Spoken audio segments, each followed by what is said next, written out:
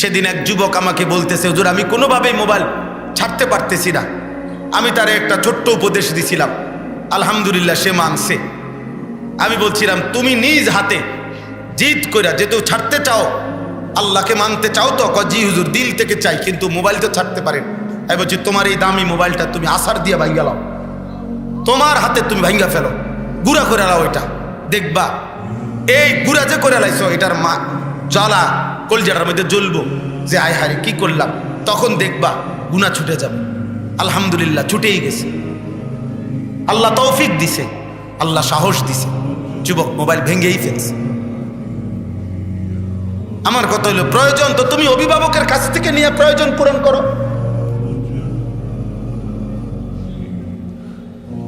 আমাদেরকে তো বাঁচতে হবে। আমি এই এখনো গাড়িতে বসে বসে পড়তেছি, প্রিয় ভাই প্রিয় বাবা সবাইরে বলি, আল্লাহ নবী সাল্লাল্লাহু আলাইহি সাল্লাম বলছেন কোন জাতির মধ্যে যদি তিনটা জিনিস বেড়ে যায়, এক নাম্বার হচ্ছে মদ, দুই নাম্বার হচ্ছে গান বাদ্য, তিন নাম্বার হচ্ছে জিনা ব্যভিচার।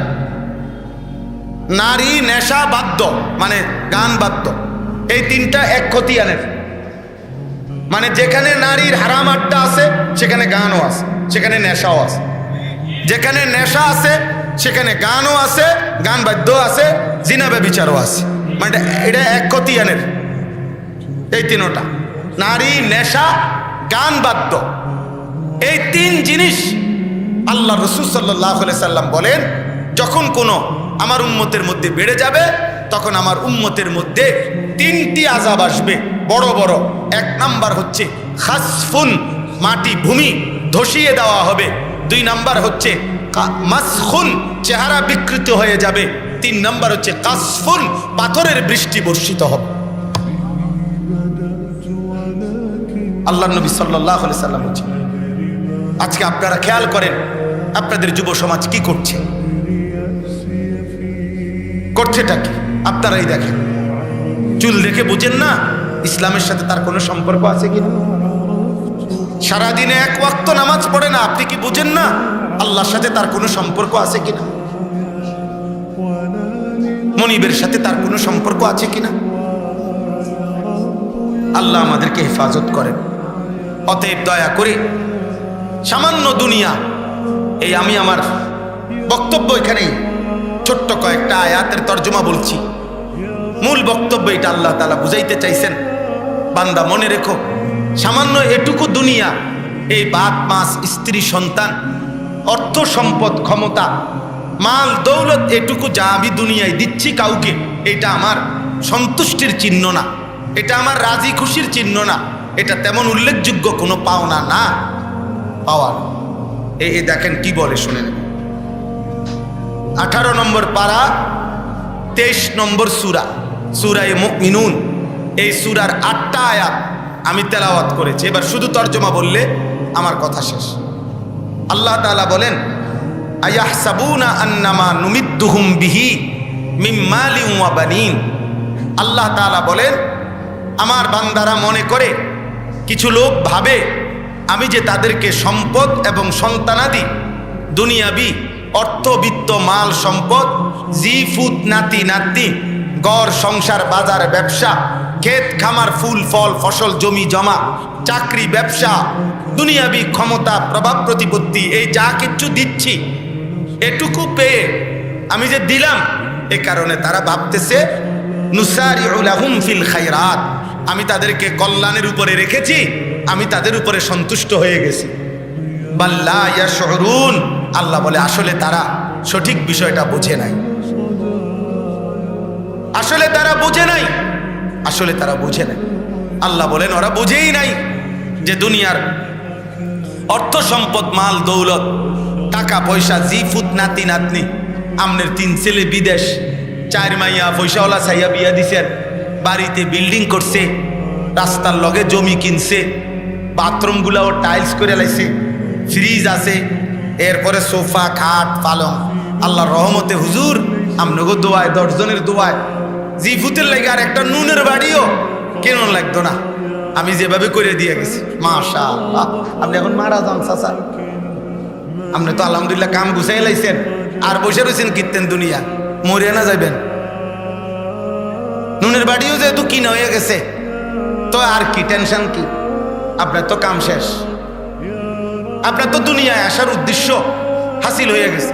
আল্লাহর রহমতে 3 ফুট বিদেশ পাঠাইছেন, 4টা মেয়ে বিয়ে দিছেন, 4 রুম দিয়ে একটা বিল্ডিং করছেন, 2টা বাথরুম ভিতরে টাইলসওয়ালা বাথরুম। মাশাআল্লাহ, কপাল চাচার কপাল, চাচা কপাল মানে খুশি আল্লাহর রহমতে। হুজুর আমনগো দোয়া এখন টাইলসে মুতি। বাপ দাদা আগে মাটিতে পেশাব করতো, এখন টাইলসে হেবড়া মুতে। কত বড় নেয়ামত আল্লাহ দিছে, কত খুশি উনি। আপেল খায়, বন খায়, বিড়ি খায়, মালটা খায়, সুন্দর সুন্দর গপ মারে, সাধুয়ানে বইয়া বইয়া। কথার ডং দেখলে বোঝা যায় উনি 7 রাজার ধন পাইছে। ওনার আর দুনিয়া আখেরাতে কোনো টেনশন নাই। আল্লাহর রহমতে দোতলার ছাদও ডালাই দিয়া লাইছে। আর কি টেনশন শেষ, ক্লিয়ার। দুনিয়া আসার উদ্দেশ্য হাসিল হয়ে গেছে। আল্লাহ বলে না না, বাল্লা ইয়াশউরুন, না বান্দা বুঝলা না। দুনিয়া যদি আমি কাউকে 1,00,000 বার 1,000,000 বারও দেই, এটা আমার সন্তুষ্টির চিহ্ন না। যদি সন্তুষ্টির চিহ্ন হইতো তাহলে নাফরমান কারুনকে আমি এত সম্পদ কেন দিলাম? যদি আমার সন্তুষ্টি দুনিয়া দিলেই হতো আজকের দুনিয়ার বেঈমানদেরকে, তাইলে এত সম্পদ কেন দিলাম? যদি দুনিয়ায় আমার সন্তুষ্টি হতো তাইলে আমার মদিনার বন্ধু যখন পেটে পাথর বাঁধে ক্ষুধার কষ্টে, আমি মাওলা কেমনে সইলাম? এই পৃথিবী তো তাইলে 1,00,000 বার আমি আমার বন্ধুকেই দিতাম। বন্ধুকে অভুক্ত রাখলাম, পেটে পাথর বেঁধে ক্ষুধার্ত রাখলাম, ঘরের চুলায় 3 মাস আগুন জ্বলল না, এমন কষ্ট এমন দুঃখ অনাহারে যে বন্ধু কলিজার টুকরাকে রাখলাম।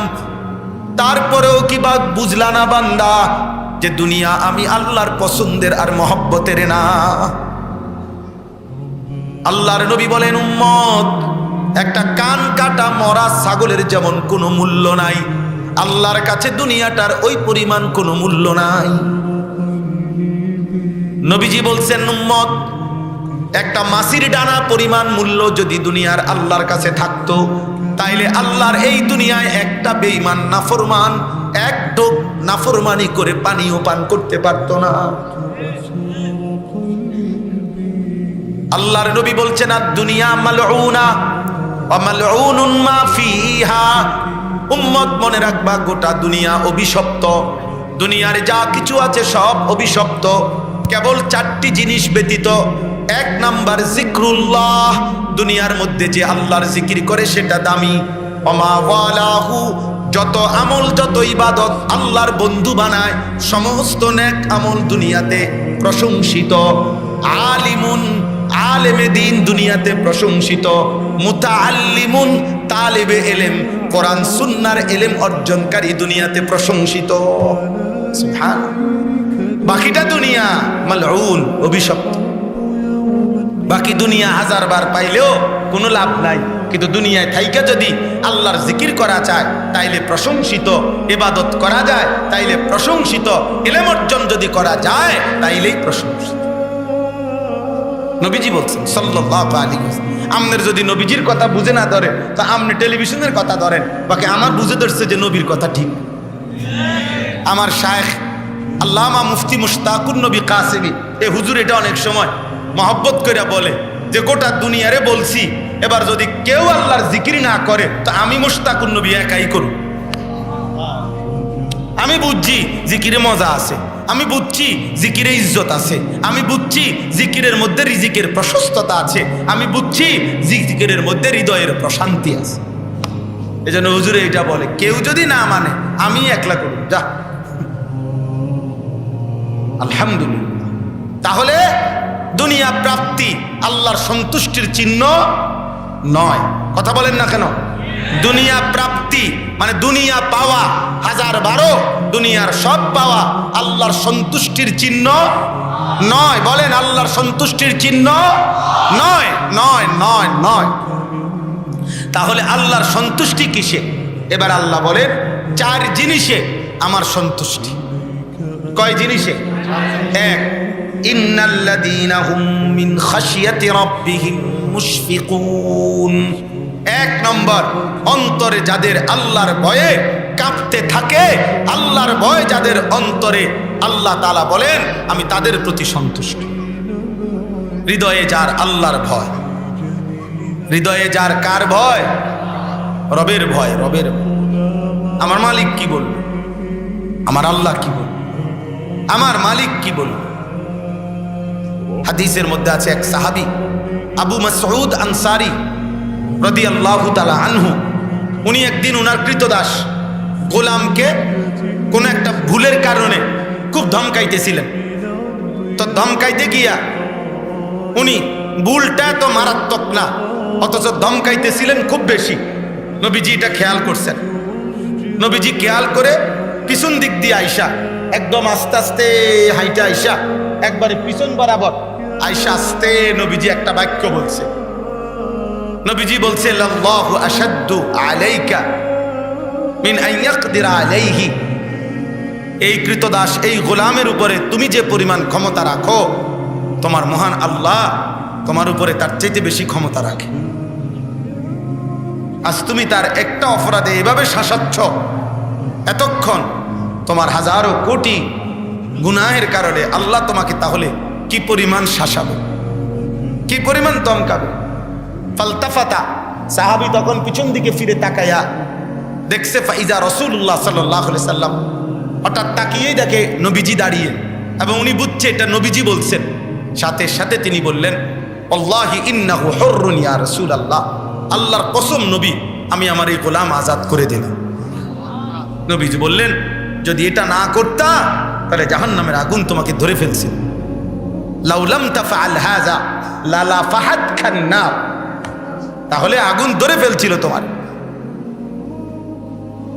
আল্লাহ অনেক ক্ষমতাবান, আল্লাহ অনেক ক্ষমতাবান। দোস্ত, দুনিয়া একটু ছাড় দিছে, আল্লাহ তাআলার ভয় হৃদয়ে থাকা, ওনার কলিজার মধ্যে তৎক্ষণাৎ আল্লাহর ভয় তৈরি হয়েছে, সাথে সাথে গোলাম আজাদ হয়েছে। আপনারা অনেকেই বয়স্ক বাবারা তো জানেনই, একজন বিশ্ববিখ্যাত আল্লাহর ওলি ছিলেন হযরত ইব্রাহিম ইবনে আদহাম রাহমাতুল্লাহি আলাইহি। বলখের বাদশা বলতো যাকে, যিনি ছিলেন বাদশাহ, যিনি ছিলেন অনেক বড় ক্ষমতাশালী বাদশাহ।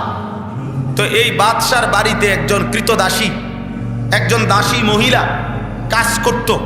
তো বাদশার বিছানাটা নরম মখমলের তুলতুলে বিছানা, যেই বিছনায় বাদশাহ ঘুমাইতো, এই বিছানাটা ওই দাসীটা প্রতিদিন ঝাড়ু দেওয়া, এটা পরিপাটি করে রাখা ছিল এই দাসীর দায়িত্ব। তো একদিন এই দাসীটা বিছনাটা খুব সুন্দর করে মখমলের তুলতুলে নরম, বাদশাহ ঘুমাবে এখানে, বলখের বাদশাহ, তো এটাকে সুন্দর করে সাজাইছে। সাজাইবার পরে যখন এই বিছনাটা সাজাইয়া হঠাৎ এই দাসীর একটু মন চাইছে আর কি নিজে নিজে, যে রে আজকে এত বছর বাদশার বিছনাটা তো আমি পরিপাটি করি, এমন নরম, 2 মিনিট 1 মিনিট করে দূর শুইয়া চাই, কেরুম লাগে, কোনোদিন তো শুইয়া দেখলাম না। তো সে একটু কাইত হইয়া বাদশার বিছনায় শুইয়া গেছে, যেহেতু এখন কেউ নাই এখন ঘরে। ঠিক ঘটনা চক্রে ওই মুহূর্তেই বাদশাহ আইসা ঘরে ঢুকছে। আর এই 2 মিনিটের ঘুমেই এরম নরম বিছনা জীবনে কোনোদিন দাসী দেখে নাই। এই শুয়েই বা দাসীর ঘুম চলে আসছে, চোখ বন্ধ হয়ে গেছে। বাদশাহ আইসা দেখে ওনার দামি বাদশার বিছনায় দাসী পড়ে আছে, শুয়ে আছে। বাদশাহ সাথে সাথে চাবুক বের করে 5 থেকে 7টা বা 10টা চাবুকের আঘাত এই দাসীর গায়ের মধ্যে অনবরত মারছে। দাসী চিৎকার করে লাফ দিয়া উঠা চিল্লাইয়া কাঁদা উঠছে ব্যথায়, চাবুকের আঘাতে।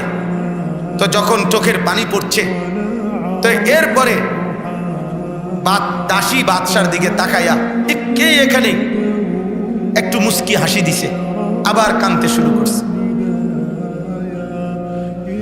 তখন বাদশাহ ইব্রাহিম ইবনে আদহাম জিজ্ঞাসা করছে, ওনার রাগ থাইমা গেছে।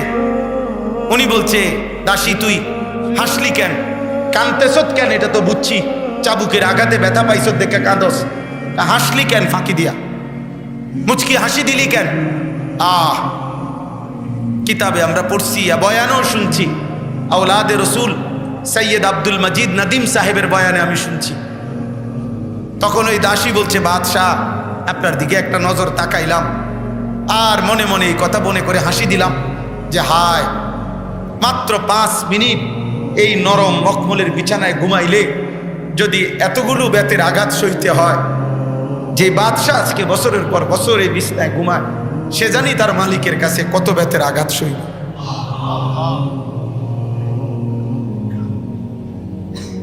আল্লাহকে ভুলে বাদশাহ আজ কত বছর তুমি এই নরম বিছানায় ঘুমাও, আমি দাসী তো মাত্র 5 মিনিটে যদি আমার কপালে 50টা কোরা চাবুকের আঘাত সইতে হয়, তো তুমি না জানি কত আঘাত সইতে হবে। এই কথা মনে করে হাসি দিলাম। কিতাবে লিখছে, ইব্রাহিম ইবনে আদহাম চিৎকার দিয়ে উঠছে, দাসী তুই আমার এটা কি শুনাইলি? হায়, আসলেই তো আজ তো বহু বছর আমি আমার মালিকের নাফরমানিতেই ডুবে আছি।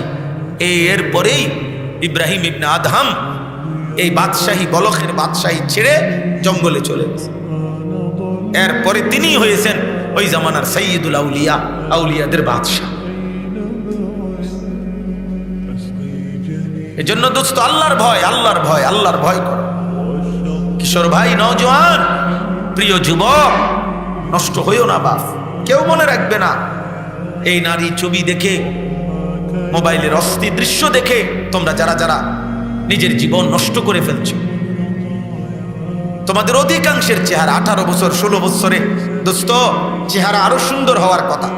গুনাহ তোমাদের অনেকের চেহারা তোমাদের ভিতরে ঢুকায় ফেলছে চাপা। তুমি দেখো, কোনো ভালো মানুষকে জিজ্ঞাসা করো, এত কম বয়সে চেহারা আরো ফুটফুটে থাকার কথা।